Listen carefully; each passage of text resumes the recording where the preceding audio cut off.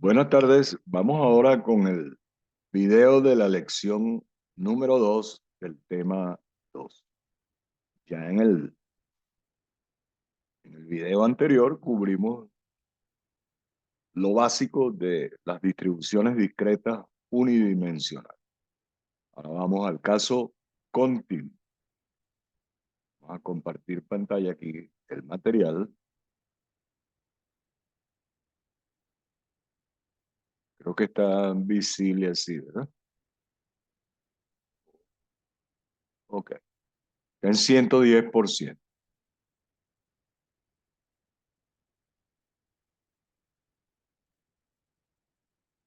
Ok. Por ejemplo, el ejemplo 1 nos dice que estamos produciendo componentes electrónicos o eléctricos de cierto tipo. Tomamos uno al azar, lo ponemos a funcionar hasta que falla y anotamos cuánto vivió en horas el componente. Entonces, ¿cuál es el espacio muestral de ese experimento? Todos los números reales no negativos. Todos los X chiquitas reales no negativos. Sobre ese espacio muestral, si yo defino una función t, una variable aleatoria t, como la duración del componente, el recorrido de esa variable son los números reales no negativos t chiquito. En otras palabras, en este caso, la variable aleatoria t es una transformación identidad. A cada punto del espacio muestral, la imagen que le corresponde es el mismo. Si yo defino otra función y como el costo de la prueba, a más b por t, y a y b son constantes reales positivas, el recorrido de la nueva variable, ¿cuál será? Para t igual 0, y vale a, y cuando t tiende a infinito, y tiende a infinito. Ejemplo 2. Ahora yo pongo a funcionar hasta que fallan dos componentes electrónicos y anotamos la duración de cada componente. El espacio muestral será pares de números reales T1, T2, no negativos.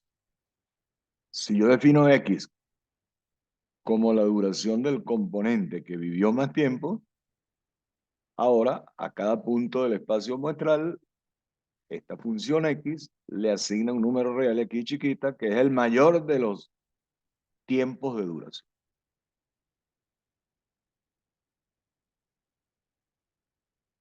Ok. El ejemplo 3, ya se lo estudiamos. Ok. Esos ejemplos anteriores, las variables que hemos mencionado, toman todos los posibles valores o en R o en un subconjunto de R.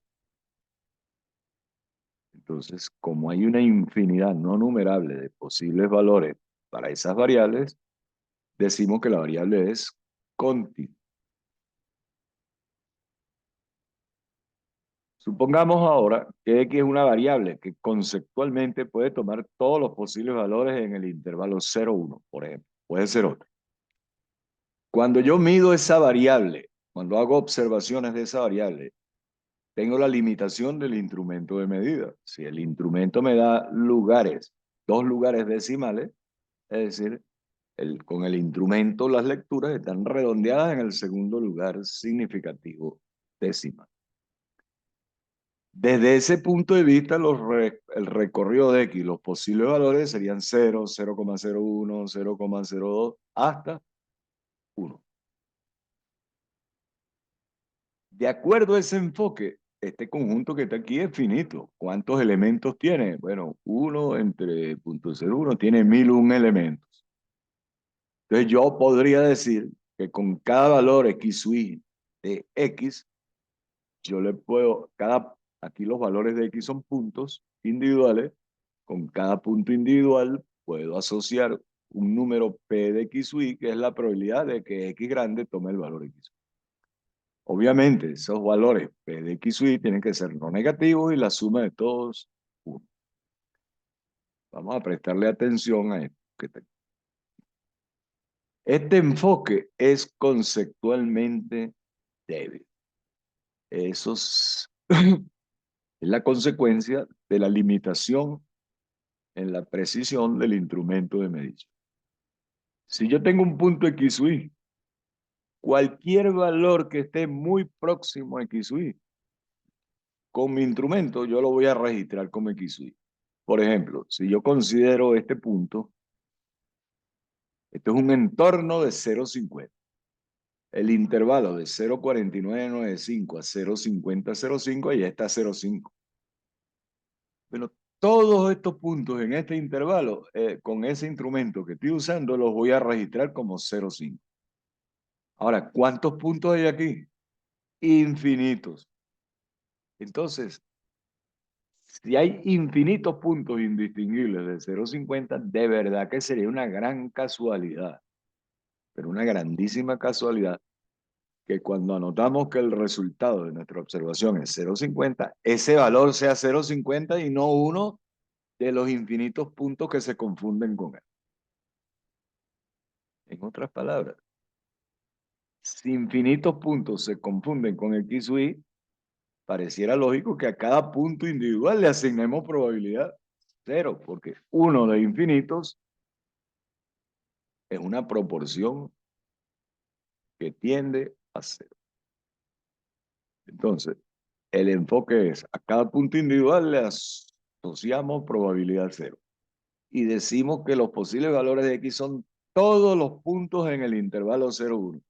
Infinitos puntos. Es decir, que la variable es continua.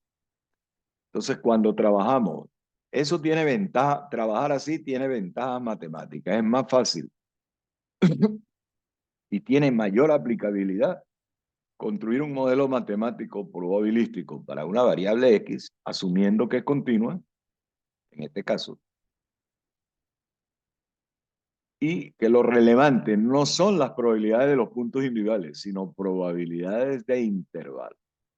Entonces, si X es una variable continua, a nosotros lo que nos va a interesar es la probabilidad de que X tome valores en intervalos de la forma AB, por ejemplo, que sean subconjuntos de la recta real. Entonces, como ya nosotros vamos a utilizar este enunciado, que las propiedades puntuales son cero, yo tengo que descartar esa función de probabilidad puntual y la voy a reemplazar. Primero la parte abstracta, después lo vamos a ver. En lugar de usar una función de probabilidad puntual, yo voy a utilizar una función continua, f chiquita, que cumple con las siguientes propiedades. F de x chiquita la voy a definir para todos los puntos x pequeña del recorrido de x. Le voy a imponer la condición de que f de x chiquita sea no negativa, y lo otro es que el área total bajo esa curva es 1. Recuerden, esa es la introducción.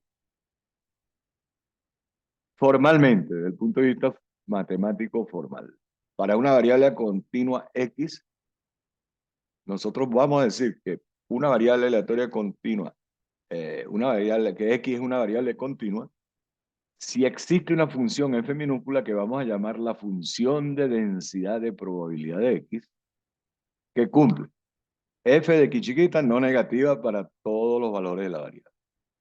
El área total bajo el gráfico de la función de densidad es 1.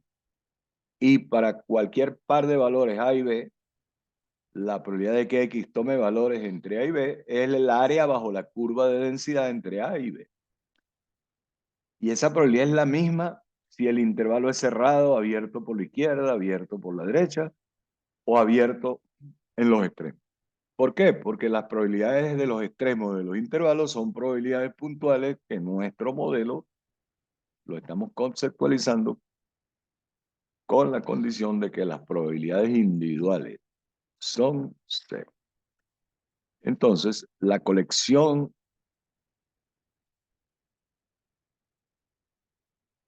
de puntos x chiquita, f de x chiquita, es lo que llamamos la distribución de probabilidades.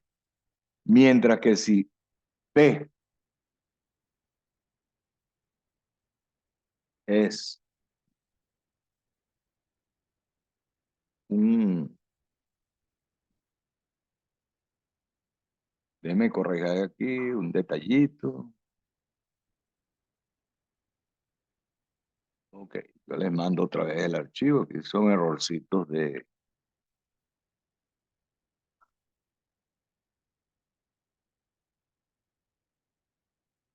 redacción, no es nada grave. Ok,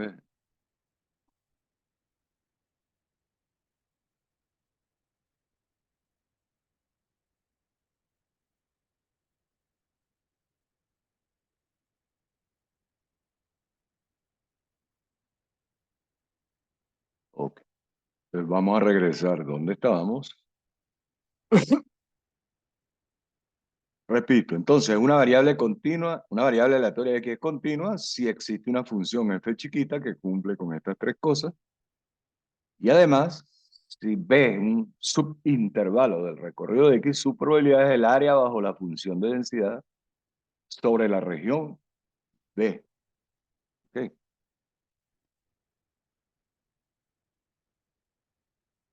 Ya vamos a ver cuál es el significado práctico que tiene esto que está escrito aquí. Bueno, ahora vamos a dar una explicación detallada poquito a poco. Siempre podremos encontrar una función, esto es un problema de modelación matemática. Siempre es posible encontrar una función f chiquita con ecuación f de x chiquita que sirva como función de densidad de una variable continua x. Recuerden, ¿qué es la frecuencia relativa de un evento? Es una cantidad como el número de veces que ocurre el evento entre el número total de repeticiones experimentales y nos estima la probabilidad del mismo. Y la probabilidad la propiedad de regularidad estadística nos dice que una frecuencia relativa en el límite, es decir, cuando el número de observaciones es muy grande, tiende al verdadero valor de dicha probabilidad. Por ejemplo, si yo tengo una variable continua y hago observaciones de esa variable, la probabilidad de que la variable tome un valor mayor que A y menor o igual que B, es decir, que esté en este intervalo, yo lo puedo estimar, esa probabilidad la puedo estimar como la frecuencia relativa. Ahí está el enunciado. ¿Okay? Está un poco pesado el computador.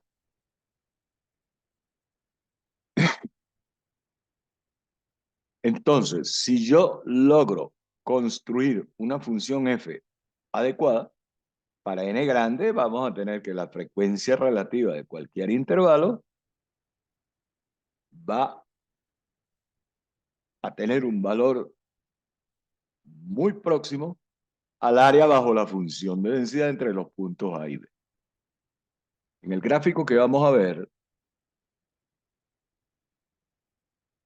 hemos representado, hemos tomado 1000 observaciones de una variable aleatoria continua X y hemos construido un histograma de frecuencias relativas en 31 intervalos de longitud cero. Es decir, yo tomé los 1000 observaciones de la variable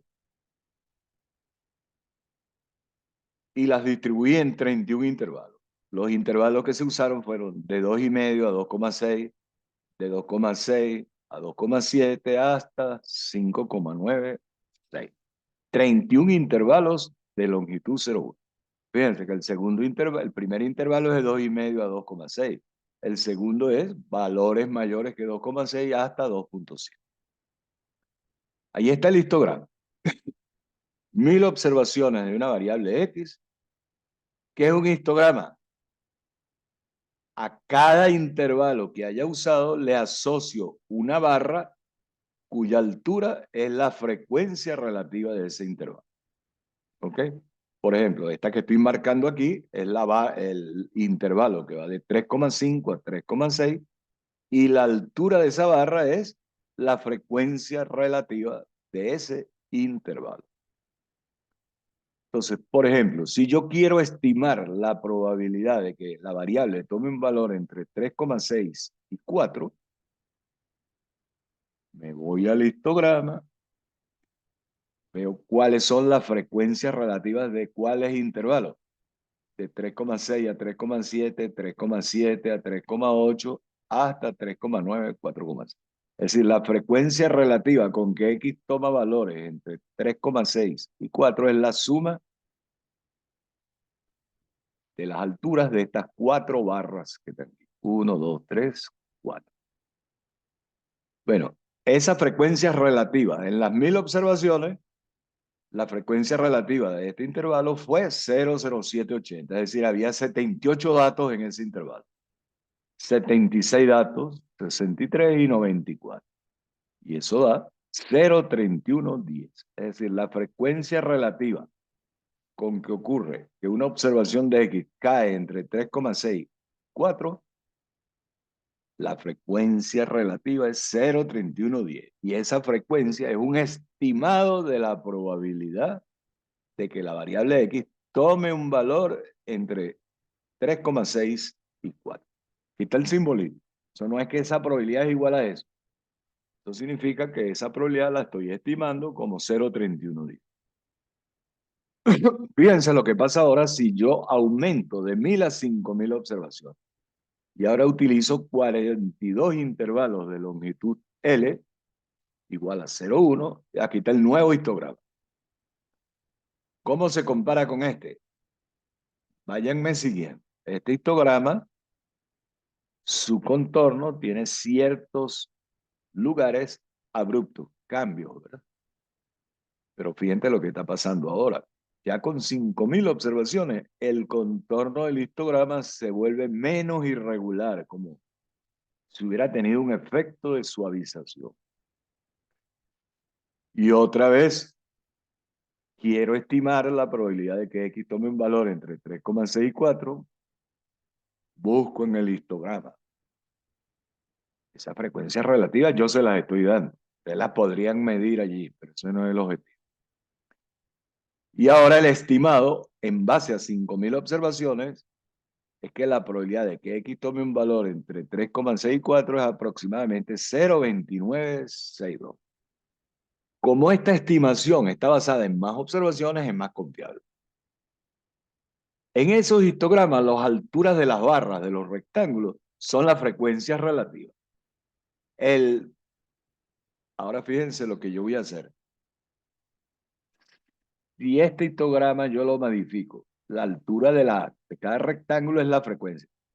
Pero si yo divido la frecuencia de cada intervalo en el eje de las ordenadas, pongo que las ordenadas van a ser las frecuencias relativas entre la longitud del intervalo. Ahora el área de cada rectángulo va a ser frecuencia entre longitud por longitud, frecuencia. Esa modificación hace que el área de cada rectangulito es igual a la frecuencia relativa del intervalo. Ok, al poner en las ordenadas, dividir las ordenadas, que son frecuencias relativas, por la longitud del intervalo, el área de cada rectángulo es la frecuencia relativa.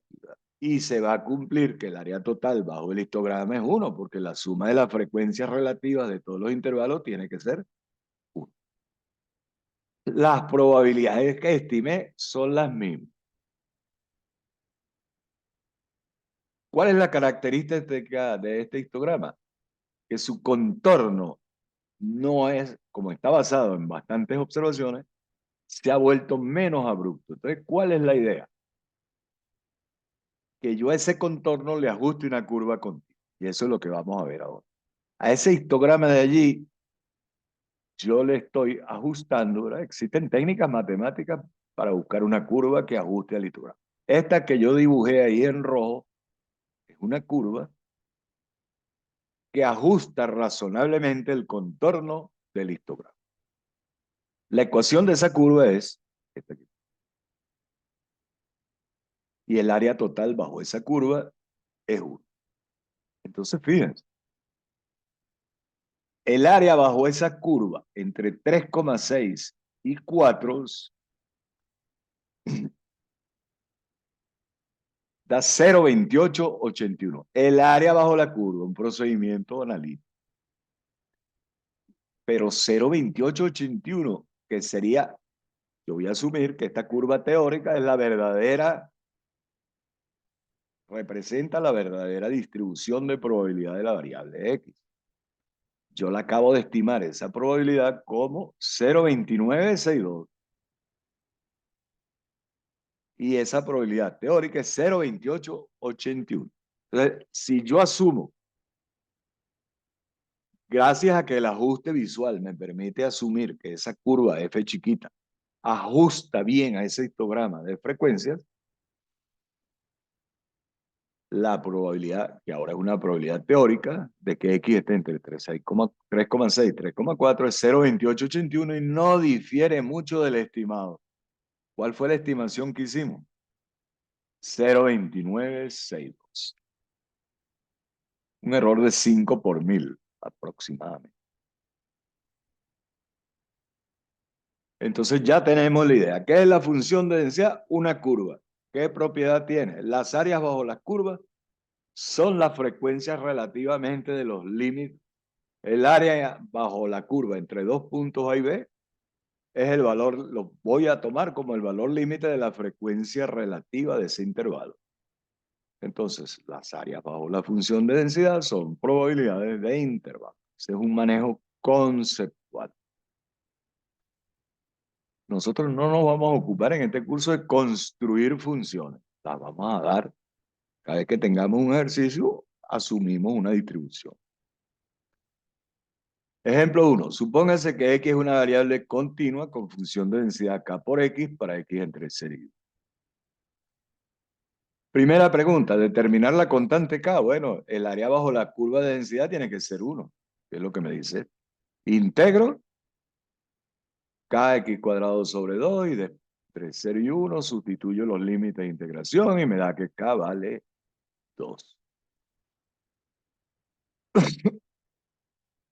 ¿Cuál es la probabilidad que X sea mayor que un tercio? La variable toma valores entre 0 y 1. Entonces, mayor que un tercio es que vaya de un tercio a 1. Entonces, integro la función de densidad desde un tercio hasta 1. Y eso da 1 menos, vamos a chequear este resultado. 1/2, 2 por 1/2 es 1, menos un tercio al cuadrado es 1, 18, 8, 9. Eso está bien. Y la probabilidad condicional de que X sea menor o igual que 1/2, dado que X está entre un tercio y 2 tercios, definición de probabilidad condicional. La intersección es que X esté entre un tercio y 1/2. Hago las integrales y me da 5 entre 2. Otro ejemplito. Supongamos que X es la duración en horas de un componente electrónico y la función de densidad está aquí. A entre X cubo A se supone que es alguna constante positiva. Tiene que ser positiva porque la función de densidad no puede ser negativa. ¿Cuánto vale A para que esa función de densidad sea legítima? ¿Qué significa que sea legítima? Que la integral a lo largo del recorrido valga. Integro, sustituyo los límites y despejo A. A es entonces 1422 por 10 a la menor. Ejemplo 3. Supongamos que X representa el diámetro en pulgadas de un cable eléctrico y que su función de densidad es 6X por 1 menos X para X entre 0 y 1. Yo quiero determinar qué valor X chiquita, la variable X, cumple, que el área a la izquierda del valor es el doble del área a la derecha de ese valor. Entonces, la probabilidad de que X sea menor o igual que X va de 0 a X y la de que X sea mayor que X va de X a 1. Integro de los dos lados, sustituyo los límites de integración y me queda una ecuación cúbica. Esa ecuación tiene 3 raíces. No la vamos a resolver. Pero una sola de ellas sirve. Hay 2 raíces complejas y la una real. La raíz real es X igual 0. Entonces, para X igual 0,5 se cumple esto. Aquí hay otro ejemplito, este se los dejo a ustedes. El 4 y el 5 los hacen. El ejercicio 4 y el 5 los hacen ustedes. El ejemplo 6. X es una variable con función de densidad 1 entre B y los valores de X son entre 0 y B. Se supone que B es mayor que 0. Vamos a demostrar que en esa distribución de probabilidad a eventos, a intervalos de igual longitud le corresponde la misma probabilidad.